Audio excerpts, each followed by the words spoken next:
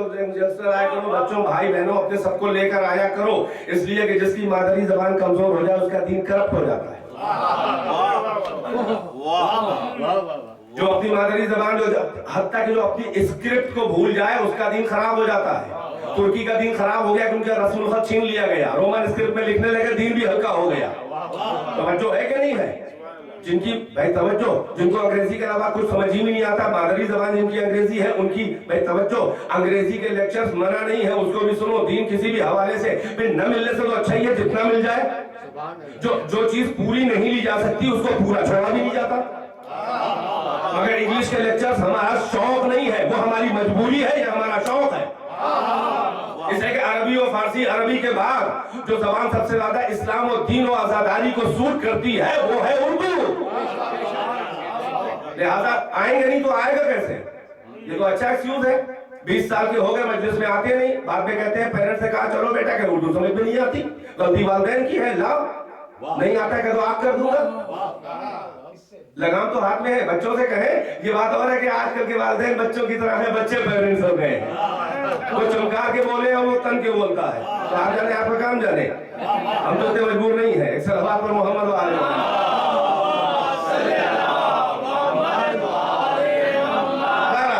चाहता हूँ, अगर जाहिर के बच्चे हैं भी नहीं, सब समझदार है माशाल्लाह, 3 छोटे छोटे बच्चे हैं, बाकी तो जवान है या बुजुर्ग हैं, बूढ़े हैं, हमसे भी बड़े हैं। एक सलवात हमसे मोहम्मद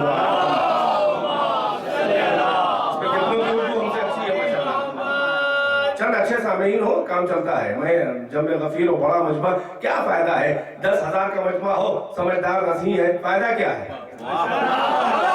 20 का मजमा हो, 10 अच्छे हो, रेशियो के लिहाज से यहाँ 50% मजमा मेरा समझ रहा है, यहाँ तो माशाल्लाह 90-80, बल्कि मैं समझता हूँ तकरीबन 100% मजमा समझ रहा है। तो रेशियो के लिहाज से देखें, हमारी परसेंटेज पे नजर होती है, अल्लाह की भी परसेंटेज पे नजर है। जो है कि रेशियो के ऊपर नजर है। एक और सलवात पढ़े।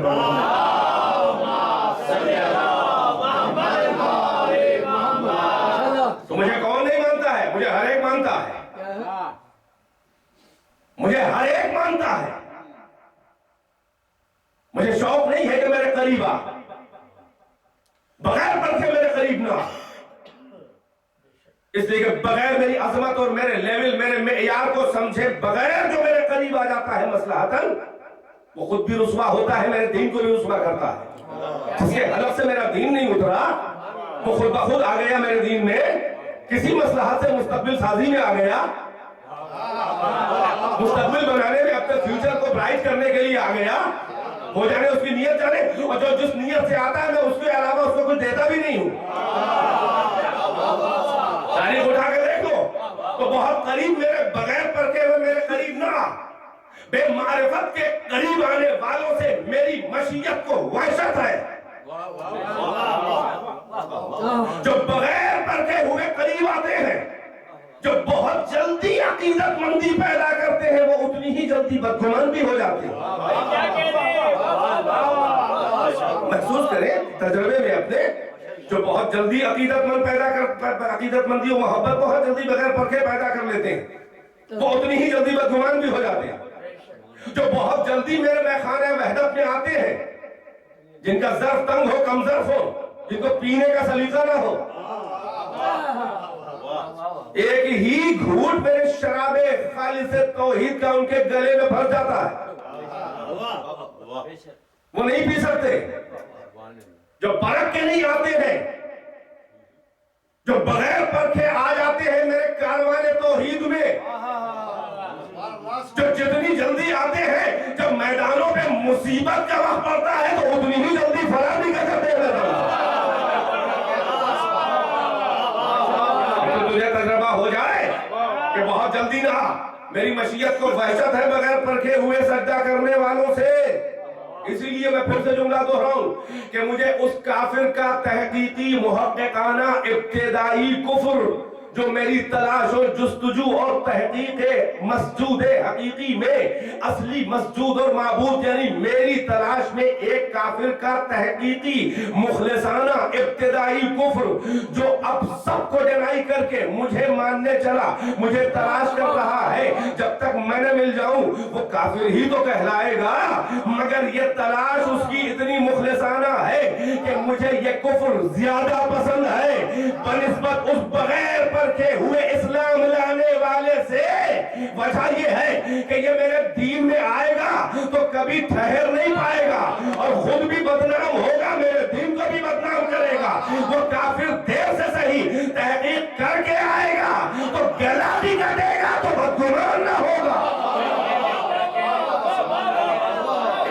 لہذا میرے قریب نہ بے معرفت کے مجھے تیرے کھوکھلے سجدے نہیں چاہیے۔ کیا تم نے حشر ابلیس نہیں دیکھا؟ وہ اپنے کثرت سجدہ پہ ناز کرنے والے ملاؤ، وہ اپنے نماز روزے پہ ناز کرنے والوں، قرآن سے قرآن کا گلا کاٹنے والوں، عاشور کے دن ذکر حسین مصائب حسین کو روکنے کے لیے قرآن پڑھنے والوں، قرآن سے قرآن کا گلا کاٹنے والوں، یہ ایسے ہی نامحرم گھس بیٹھیے ہیں۔ تم کو اپنی کثرت عبادت پہ ناز ہے، تم نماز روزہ کر کے بظاہر یہ ڈیمانسٹریشن کر کے کیا تم مجھے راضی کر لو گے؟ میں تو تمہاری خباثت نفسانی پہچان رہا ہوں۔ اگر تم کو اپنی کثرت سجدہ اور کثرت عبادت پہ ناز ہے تو اتنا یاد رہے کہ ابلیس سے بڑا تو سجدہ گزار نہیں ہے۔ توجہ ایک رخ کی طرف لے جانا چاہ رہا ہوں، ابلیس سے بڑا تو سجدہ گزار نہیں ہے۔ کیا کمی تھی ابلیس کی، کیا خرابی تھی ابلیس میں؟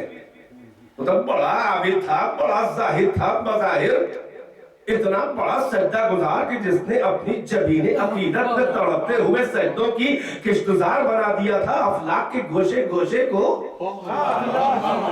آسمانوں پہ میرے سجدے اس نے بو دیے تھے، کوئی جگہ ایسی باقی نہ تھی کہ جہاں پر اس ابلیس نے میرا سجدہ نہ کیا ہو۔ کہاں گئی کثرت سجدہ، کہاں گیا وہ ذوق عبادت؟ وہ اپنی کثرت سجدہ سے میرے بھولے بھالے سیدھے سادھے معصوم فرشتوں کو تو دھوکہ دے سکتا تھا۔ وہ اپنی کثرت سجدہ سے میرے سیدھے سادھے معصوم فرشتوں کو تو دھوکہ دے سکتا تھا۔ وہ میری بزم صحابیت بزم نورانی میں ایک نامحرم گھس گیا تھا، ملائکہ کی صفوں میں کوہنیاں مار کے آگے بڑھنے والا، کثرت سجدہ پہ اترانے والا۔ میرے ملائکہ ابھی دھوکے میں پڑ گئے تھے، ان کو فریب دے چکا تھا، وہ سمجھ رہے تھے کوئی یہ ملک مقرب ہے، کوئی ہم سے بھی اونچا اللہ کا ملک ہے، سجدہ گزار ہے۔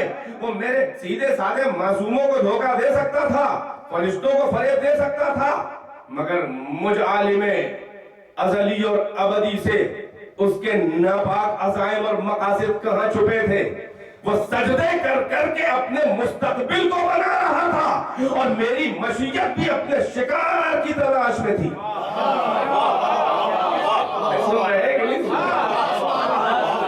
وہ سجدے کر کر کے مستقبل سازی کر رہا تھا، میری مشیت بھی مسکرا رہی تھی، اپنے شکار کی تلاش میں تھی۔ تو سارے فرشتوں کو دھوکہ دے، مگر مجھ سے کہاں اس کی خباثت باطن چھپنے والی۔ میں بھی انتظار میں تھا کہ میں تیرا امتحان لوں گا، تجھے بڑا ذوق سجدہ ہے، میں ایک اتنا ٹپیکل تیرا امتحان لوں گا کہ تیرے سارے پچھلے سجدوں کا پول کھل جائے گا۔ اور جو ہے کہ نہیں ہے، تو میں نے اس کے سجدوں کا امتحان لیا۔ بھائی میرا مزاج بھی یہی ہے، جس کو جس لائن کا چسکا لگا ہو میں اسی لائن سے اس کا امتحان لیتا ہوں۔ کسی کو توحید پہ بڑا کر رہا ہو تو میں توحید سے امتحان لیتا ہوں، کسی کو علم پہ بڑا کر رہا ہو تو میں علم سے امتحان لیتا ہوں۔ توجہ ہے کہ نہیں ہے؟ کسی کو عبادت پہ بڑا کر رہا ہو تو میں عبادت سے امتحان لیتا ہوں، کسی کو سجدوں میں بڑا ناز ہو تو میں سجدوں سے امتحان لیتا ہوں، اس لیے کہ جس لائن میں ماسٹر ہے اسی سے امتحان لوں گا، ورنہ میرے عدل کے خلاف ہے۔ اور میں جانتا تھا کہ یہ خباثت چھپائے ہیں، بغاوت کی چنگاریاں اس کے وجود میں چھپی ہوئی ہیں، مگر میں جانتا تھا، مگر میں نے اس کو سزا نہ دی، میں نے اس کو پہلے نہیں نکالا، امتحان کے بغیر، پرکھے بغیر، اتمام حجت کے بغیر میں نے اسے ملعون کہہ کے اپنی بارگاہ سے نہ نکالا، اس لیے کہ یہ میرے عدل کے خلاف ہے۔ میں ظہور جرم سے پہلے سزائے جرم نہیں دیتا۔ اب اگر کوئی اعتراض کرے اس کے نمائندے آخری رسول کے اوپر اگر حبیب خدا پہ کوئی اعتراض کرے کہ آپ تو اللہ کی طرف سے بہرحال اتنا جانتے ہی تھے کہ میرے بعد کون کیا کیا کرنے والا ہے، تو اپنے قریب جگہ کیوں دی تھی، پہلو نشینی کا شرف کیوں دیا، اتنا قریب کیوں بلایا؟ تو ہم کہیں گے کیوں؟ کیا رسول اللہ جانتے تھے کہ ہاں جانتے ہوں گے، اللہ کی طرف سے جانتے ہوں گے مستقبل کا حال؟ تو میں کہوں گا اس کا مطلب آج آپ قائل ہو گئے کہ رسول کو علم غیب ہوتا ہے۔ ایسے تو حلق سے اترتا نہیں کہ رسول اللہ ہمارے جیسے بشر ہیں، رسول امام ہو۔ یہ دیکھیں شیعہ کیا کہتے ہیں، یہ اللہ کی طرح اہل بیت کو علم غیب ہے۔ ارے کون کہہ رہا ہے کہ وہ الگ سے علم غیب جانتے ہیں؟ بھئی اللہ سارے کائنات کا غیب کا عالم اللہ ہے۔ اب اللہ اپنے جس منتخب بندے کو چاہے معتبر بندے کے ساتھ اپنا علم غیب شیئر کرے تو آپ کا اجارہ، اور اگر نہیں انہیں معلوم تھا تو کاہے کے لیے پھر رسول اللہ پر یہ اعتراض ہے کہ رسول اللہ اگر جانتے تھے تو کیوں ان کو جگہ دی؟ بھئی یہی سیدھا سیدھا جواب ہے۔ رسول اللہ پہ اعتراض کرنے والوں پہلے اللہ پہ اعتراض کرو۔ اللہ تو جانتا تھا کہ ابلیس کیا کرنے والا ہے، پھر تقریب کیوں بلایا؟ فالو نہیں کر رہا ہے میرا مجموعہ۔ بھئی اللہ تو جانتا تھا کہ ابلیس کیا کیا کرنے والا ہے، پھر اس کو اتنا قریب کیوں بلایا؟ اتنا قریب بلا لیا کہ سارے فرشتے سمجھنے لگے کہ ہم سے اونچا فرشتہ ہے۔ توجہ ہے کہ نہیں ہے؟ تو جو اندر کی خباثت نہ جانتے ہیں وہ تو سمجھ سکتے ہوں گے بڑا اونچا ہے قریب دیکھ کے، مگر جو رازدار ہے ان سے کبھی بھی کسی کی حیثیت چھپی نہیں رہتی، چاہے جتنا قریب آ کے سر اسے ضرور لگا کے بیٹھے۔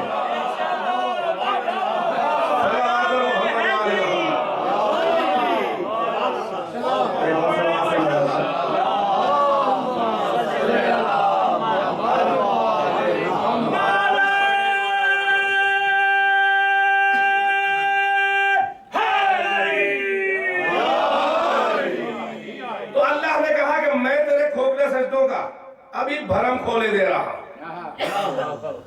تجھے سجدے میں بڑا ناز ہے، میں سجدے سے امتحان لوں گا۔ اب بڑی خاص توجہ، یہ پورشن بہت عام ہے تقریب کا۔ تو سجدے پر تجھے ناز ہے، میں سجدے سے تیرا امتحان لوں گا۔ اللہ نے امتحان لیا ابلیس کا، ایک سجدے سے لیا امتحان، ایک سجدے سے امتحان لیا۔ اللہ نے پہلے سجدے میں امتحان نہیں لیا، درمیانی سجدوں میں امتحان نہیں لیا، آخری سجدے میں امتحان لیا۔ اتنا خطرناک آخری سجدے کا امتحان کہ جس سجدے کے بعد وہ سجدہ کرنے کے لائق نہ رہ گیا۔ بچے ہے کہ نہیں ہے؟ آخری سجدے میں امتحان لیا، پہلے سجدے میں امتحان نہ لیا، درمیانی سجدے میں امتحان نہ لیا، آخری سجدے میں امتحان لیا۔ اس کا مطلب یہ ہے کہ اللہ اور اللہ کے نمائندوں کا مزاج یہ ہے کہ امتحان ابتدا میں نہیں لیتے، امتحان انتہا میں لیتے ہیں۔ وجہ یہ ہے کہ اگر کوئی ابتدا میں امتحان اللہ لے لے تو اس کو سرٹیفکیٹ دینا پڑے گا، سند دینی پڑے گی، اور جب سند پا جائے گا تو جو چاہے گا کرے گا، سند دکھاتا پھرے گا۔ اور ہے کہ نہیں ہے؟ تو ہے، لہذا ابتدا میں امتحان نہیں لیتا، انتہا میں امتحان لیتا ہے، اور انتہا میں خطرناک امتحان لیتا ہے، اور عجب منزل کا امتحان لیتا ہے کہ جس کا امتحان لے رہا ہے، جو اب تک سیدھا سیدھا چل رہا تھا وہ خود پریشان ہو جائے امتحان دیتے وقت۔ یعنی ہر ایک جب تک کہ مخلص نہ ہو اس امتحان میں پاس نہیں ہو سکتا۔ تو مزاج امتحان خدا یہ ہے کہ اللہ ابتدا میں امتحان نہیں لیتا، اللہ انتہا میں امتحان لیتا ہے۔ بھائی بیدار ہے کہ نہیں ہے؟ بھائی یہی سبب ہے کہ مسلمانوں کا امتحان ذوالعشیرہ میں نہیں لیا۔ میں پہنچے کہ نہیں پہنچے؟ ابتدا پہلے سجدے میں امتحان نہیں ہے، آخری سجدے میں ابلیس کا امتحان۔ رسول نے بھی، اللہ نے بھی مسلمانوں کا امتحان ذوالعشیرہ میں نہیں لیا، اس لیے کہ سند مل جائے گی تو جو چاہیں گے 23 سال کریں گے۔ امتحان ابتدا میں نہیں، امتحان آخر میں چلتے چلاتے میدان غدیر میں لیا، اور ایسا امتحان لیا کہ حرک کے حلق سے نہ اترے۔ جیسے وہ آخری سجدہ ابلیس کے اٹک کے رہ گیا، ویسے ہی غدیر میں ولایت علی منافق کے اٹک کے رہ گئی۔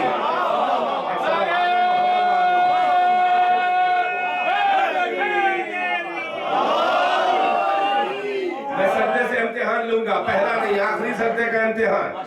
سجدے پہ نہ انداز ہے سجدے سے امتحان، اور عجب ٹپیکل امتحان، اس آخری سجدے میں بھی اللہ نے ابلیس کے سجدے اور ملائکہ کے سجدے کا مسجود نہیں بدلا۔ سجدہ وہ ایکٹ، پیشانی کو خاک پہ رکھ دیا جائے کسی کے لیے بھی، یہ فعل سجدہ کہلاتا ہے۔ ساجد اس کا سبجیکٹ جو سجدہ کرے، اس کا آبجیکٹ کون ہے؟ مسجود۔ توجہ، تو سجدہ تو فرشتے بھی کر رہے تھے اس سے پہلے بھی، اور ابلیس بھی، وہ ساجد تھے، ان کا فعل سجدہ تھا۔ اس کا آبجیکٹ کون تھا؟ کس کے لیے سجدہ تھا؟ اللہ، اس کا مسجود تھا۔ آخری سجدے میں بھی اللہ نے اس سجدے کا مسجود نہیں بدلا، بلکہ قبلہ ڈائیورٹ کر دیا۔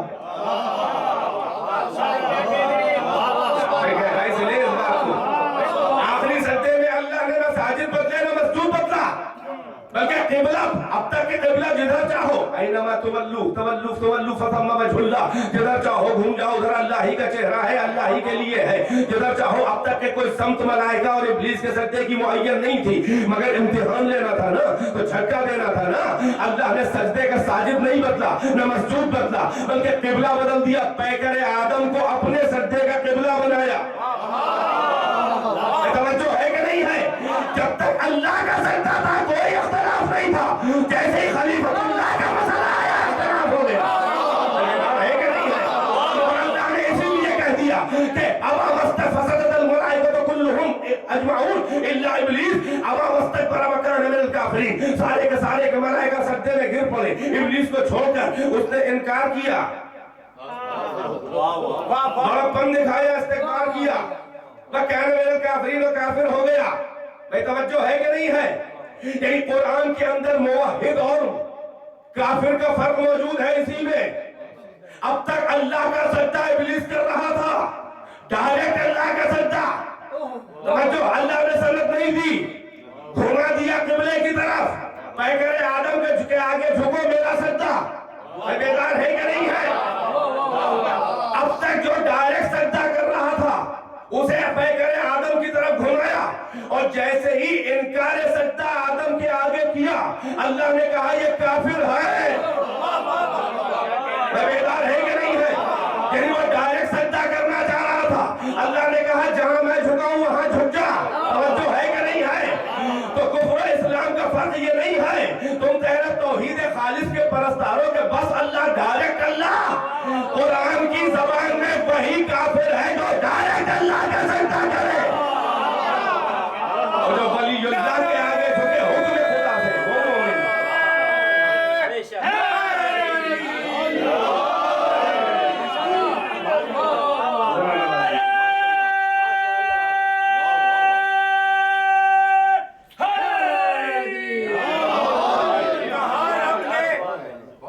کہا رب نے آدم کو سجدہ کرو، کہا رب نے آدم کو سجدہ کرو، کیا کفر وجہ خرابی بنا، یہ کہہ کر کہ ہے کافی مجھے صرف رب، وہ دنیا کا پہلا وہابی بنا۔ ایک اور صلوات سے نوازیں۔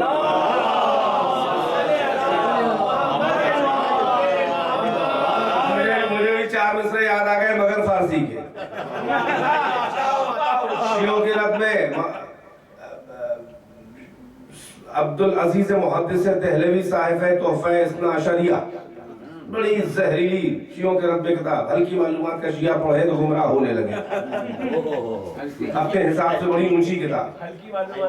اس کا جواب بھی بہت سے لوگوں نے لکھا، بہرحال چار مصرے اس کے جواب میں کہ ہر کس کے دل از بغض علی پاک نہ کر، ہرگز تصدیق شاہ لولاک نہ کر، یہ رباعی ہے۔ ہر کس کہ دل از بغض علی پاک نہ کر، ہر وہ شخص کے جس نے بغض علی سے اپنے دل کو پاک نہ کیا، ہرگز تصدیق شاہ لولاک نہ کر، ہرگز اس نے شاہ لولاک رسول اللہ کی رسالت کی تصدیق نہیں کی۔ پر مہرہ سجود کئی گزارت منکر، جو شیعوں کے منکر ہیں، دشمن ہیں، بر مہرہ سجود کئی گزارت منکر، لفظ تو کوئی اور ہے میں کہنا نہیں چاہ رہا، सजदागाह खाक के ऊपर, सजदागाह मिट्टी के ऊपर मुनकिर अजमत अहले बैत, मुनकिर शरफ आदम सजदागाह और मिट्टी पर सजदा क्यों और कैसे करने लगा? क्यों? इसलिए कि शैतान से अजल सुजूद पर खाक न कर, शैतान ने अजल ही से खाक पर सजदे से इनकार कर दिया था। तो जो इब्लीसी टोले के हैं वो आज भी खाक पे सजदा करने को बिदअत कहते हैं।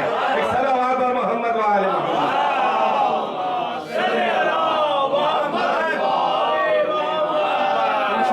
ये खाक से बगावत है, तवज्जो है कि नहीं है? अमा इब्लीस ने, अल्लाह ने आदम को कैसे पैदा किया? इन्ना मसला ईसा का मसला आदम खलक़हु मिन तुराब सुम्मा क़ाला लहू कुन फयकून। ईसा की मिसाल आदम की जैसी है। आदम को मिट्टी से पैदा, तुराब से पैदा किया, मिट्टी से तुराब से पैदा किया, कहा हो जा, हो गए, आदम बन गए, जिंदा हो गए। तवज्जो है कि नहीं है? तो जो तुराब से बगावत करे वो इब्लीस है, और अगर कोई अबू तुराब से बगावत करे एक सलावत पढ़े पर मोहम्मद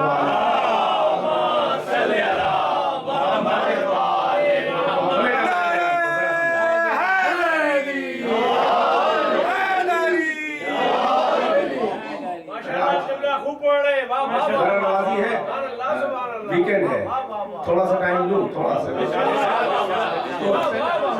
1 मिनट की सलावत पढ़ते, बहुत लंबा है।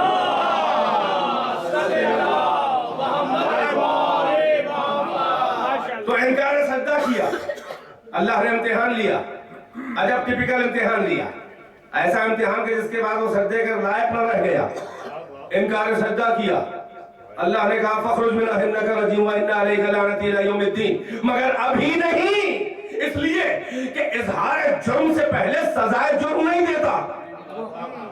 अल्लाह समझ रहा था, बगावत देख रहा था, ये अपनी मुस्तकबिल साजी में लगा है, पंजे मशीयत भी अपने शिकार की तलाश में था कि मौका मिलेगा तो सुबह क़यामत तक के लिए इसे एक्सपोज करूंगा, ताकि राज़े बंदगी और मेयारे बंदगी खुल जाए, ताकि फकत सजदे को कोई बंदगी न समझे। ये देखना जरूरी है कि कौन किस नियत से सजदा कर रहा है। तवज्जो है कि नहीं है? मुझे सजदों की कमी नहीं है। ये अल्लाह ने जो एक आसमान के ऊपर एक डेमोन्स्ट्रेशन करवाया था मलाइका के दरमियान, एक सजदे का इम्तिहान, हंगामा मचा था मलाइका में, शोर मचा हुआ था कि इतना बड़ा मुकर्रम, इतना बड़ा मुखलिस अल्लाह का जो लग रहा था, उसे मलऊन और रजीम कह के अल्लाह जलील करके खार करके निकाल रहा है। क्या जुर्म है? ये तो किसी नबी का कातिल भी नहीं है, ये तो किसी औलाद नबी का कातिल भी नहीं है। एक सज्जे से घुमा के डिस्ग्रेस कर रहा है, और जब तक जुर्म का इजहार न हो जाए सजा नहीं, बल्कि सजा से पहले अल्लाह के अदल का तकाजा है कि मुजरिम के जुर्म बल्कि उसके उज़्र को पहले सुन ले, बाद में फैसला करे। समझो है कि नहीं है? ये अदल खुदा का तकाजा है कि मुजरिम के एक्सक्यूज को सुन लिया जाए, उसकी हुज्जत को सुन लिया जाए, उसकी दलील को सुन लिया जाए। अल्लाह को जरूरत नहीं थी सुनने की, वो तो आलिमुल गैब है, वो पहले से जानता है क्या कहने वाला है, क्या करने वाला है, इसलिए पूछ रहा है कि वो जवाब दे, और जब मैं जवाब दूं तो वो बंदगी का कानून सुबह क़यामत तक बन जाए, और कुरान में नाज़िल करके अल्लाह उसे कानून बंदगी बना दे कि तुम इब्लीसी सज्जे से बचे रहना, वरना यही हश्र होगा। ये कहानी की किताब नहीं है, ये दर्स इबरत है। अब अल्लाह ने अपनी अदालत इलाहिया में उस मुजरिम को बुलाया। अदालत इलाहिया में इब्लीस खड़ा है मुजरिम की तरह। इब्लीस मुजरिम भी है, बल्कि अभी तो मुल्ज़म है, जिस पर इल्जाम हो, जुर्म साबित ना हो। अभी बहस से पहले अदालतों में जब कोई आता है उसे मुल्जिम कह देते हैं लोग, वो इतने मुल्जिम याद आ जाता है, उसे मुल्जिम जिहालत है। हिंदुस्तानी अदालत में हिंदी हो गई है, मगर फारसी से पीछा नहीं छोड़ रहा है, क्यों सारा कानून सब फारसी में अदालतों का था। आज भी दरखास्त शुरू होती है हिंदी में, मन के मुक़िर, सब अरबी फारसी, तो उसे मुल्जिम नहीं कहते या मुल्जिम नहीं कहते, वह है मुल्ज़म, जिस पे इल्जाम लगाया जाए उसका ऑब्जेक्ट मुल्जिम। मुल्जिम वो जो इल्जाम लगाए, जिस पे लगे वो मुल्जिम। इब्लीस जो है बारगाह है अदालत इलाहिया में खड़ा है। इब्लीस मुल्ज़म भी है और अपना वकील भी। इब्लीस मुल्ज़म भी है, अपना वकील भी। اللہ دعوے دار بھی ہے, اپنا وکیل بھی اور جج بھی. اگر عادل ہو تو جج ہو سکتا ہے وہ. ابلیس ملزم بھی ہے, اپنا وکیل بھی, اپنا سالیسیٹر بھی ہے وہ. اللہ اپنا وکیل بھی ہے اور جج بھی. مقدمہ شروع ہوا, اللہ نے فوراً اس پہ دعویٰ ٹھوکا, مَن مَنَعَكَ أَن تَسْجُدَ إِذْ أَمَرْتُكَ. او سر پھرے, او پیر نابالغ,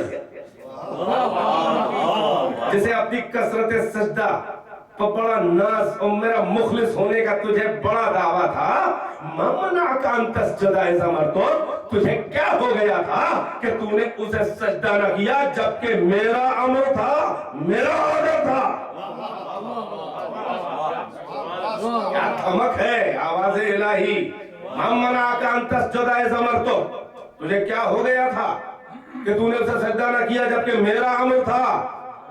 اب اس نے اپنی شیطنت, اب اس نے وہ والا اجتہاد شروع کیا کہ جو قرآن اور حدیث کی اور نص کے خلاف ہوتا ہے, جس کی میراث آج بھی بہت سے لوگ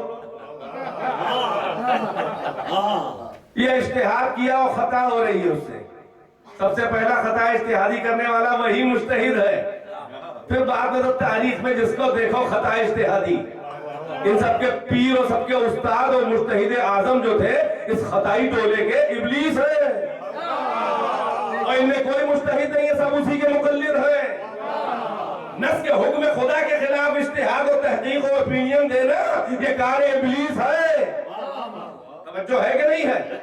مَن مَنَعَكَ أَن تَسْجُدَ إِذْ أَمَرْتُكَ. تجھے کیا ہو گیا تھا, تو نے اسے سجدہ نہ کیا جبکہ میرا امر تھا. کہنے لگا انا خیر من. دیکھیں اجتہاد شروع, اللہ کو حکم کے خلاف اجتہاد شروع. انا خیر من, میں اس سے بہتر ہوں. کس سے کہہ رہا ہے؟ خالق سے کہہ رہا ہے. اللہ رسول کو پڑھانے والا شیطانی تو ہوتا ہے. انا خیر من, میں اس سے بہتر ہوں. خلقتنی من نار وخلقتہ من طین. مجھے تو نے آگ سے پیدا کیا, اسے مٹی سے پیدا کیا. بس ظاہر ہے کہ وہ اپنی اجتہاد میں خطا فرما رہا تھا. بس اب اللہ نے جب سن لیا تب اسے سزا دی. میں توجہ کا طالب ہوں. فخرج منہا انک رجیم وان علیک لعنتی الی یوم الدین. نکل جا, تو راندہ بارگاہ ہے اور صبح قیامت تک تجھ پر میری لعنت ہے. میں توجہ ہے کہ نہیں ہے؟ اس کا مطلب یہ ہے کہ جو خلیفۃ اللہ کا باغی ہو ملعون ہوتا ہے اللہ کی زبان میں, قرآن میں. ادھر ادھر کی باتیں کرتے ہیں لوگ, برا مانتے ہیں. آپ کو چاہیے قرآن پڑھیے, کوئی برا مانے تو وہ خود کافر ہے جو قرآن کو برا مانے. قرآن نے معیار بتا دیا ہے کہ دشمنان خدا اور رسول اور دشمنان خلیفۃ اللہ ملعون ہوتے ہیں, قرآن بتا رہا ہے. توجہ ہے کہ نہیں ہے؟ بس عزیز و بیان کو سمیٹا, مگر جو نقطے کی بات ہے اس پر آپ کی توجہ مرکوز کرانا چاہ رہا تھا کہ ابلیس نے جو جواب دیا, خداوند عالم نے جو اس سے شکوہ کیا, وہ سنے کیا ہے. یہ شکوہ اللہ نے نہیں کیا کہ تو نے سجدہ کیوں نہ کیا. اسے سجدوں کی کمی نہیں ہے. جب تک کہ کوئی ریزننگ نہ ہو, قانون بنانے جا رہا ہے, سجدے کا شکوہ نہیں ہے. آخری جملہ دیکھیں, مَن مَنَعَكَ أَن تَسْجُدَ إِذْ أَمَرْتُكَ. تو نے سجدہ کیوں نہ کیا, شکوہ کہے گا جبکہ میرا حکم تھا, میرا امر تھا. یہ جو دیکھا کہاں جھکایا, یہ جو نہیں دیکھا کس نے جھکایا. توجہ ہے کہ نہیں ہے؟ اگر مجھ پر اعتبار و بھروسہ تھا, اگر مجھے اپنا بہت سمجھتا تھا اور عادل, اگر میرا مخلص تھا, اگر میرا سجدہ کر رہا تھا. میں نے عرض کیا شروع میں کہ کتنے ہیں جو اللہ کا سجدہ کرتے ہیں, مگر کم ایسے ہیں جو اللہ کا سجدہ اللہ کے لیے کریں. میں اب تک تو میرا سجدہ کر رہا تھا مگر میرے لیے نہیں کر رہا تھا, اپنی کوشش سے کر رہا تھا, اپنی ہوا و ہوس میں کر رہا تھا, اپنی مستقبل سازی میں کر رہا تھا, سجدوں کو کیش کرانے کے لیے کر رہا تھا. میرا سجدہ اگر میرے لیے کرتا ہوتا تو یہ آخری سجدہ بھی تو کرتا, اور یہ نہ دیکھتا کہ کہاں جھکایا, یہ